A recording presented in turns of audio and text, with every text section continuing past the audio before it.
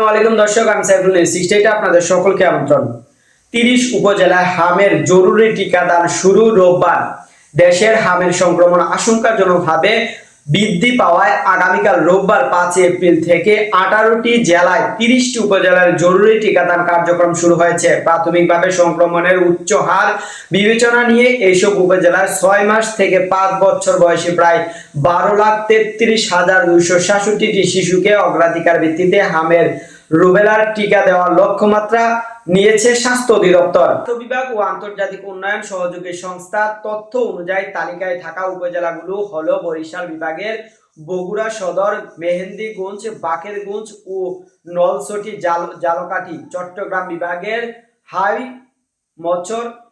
হাইমচর ও চাঁদপুর সদর, মহেশখালী ও রামু, কক্সবাজার। ঢাকা বিভাগের নারায়ণগঞ্জ, গাজীপুর সদর, মাদারীপুর সদর, জাজিরা, শরীয়তপুর এবং মুন্সিগঞ্জের লৌহজ এবং সদর, শ্রীনগর। রাজশাহী ও রংপুর বিভাগের ঈশ্বরদী, পাবনা সদর, আটগাটিয়া, বেড়া ও নাটোর সদর, পেরশা, নওগাঁ, শিবগঞ্জ, চাঁপাইনবাবগঞ্জ সদর এবং বোলারহাট। রাজশাহীর গোদাগাড়ী।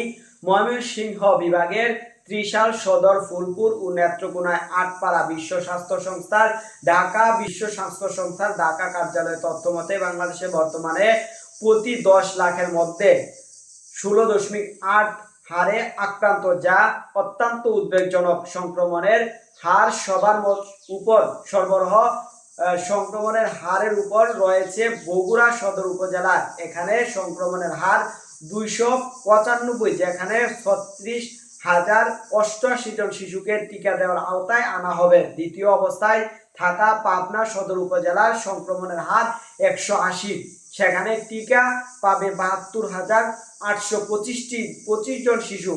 144 সংক্রমণের হার নিয়ে তৃতীয় অবস্থানে থাকা চাঁদপুর সদর উপজেলার 67,328টি শিশুকে টিকাদান দেওয়া হবে। সব সাবস্ক্রাইব করবেন, লাইক করবেন, শেয়ার করবেন, কমেন্ট করতে ভুলবেন না।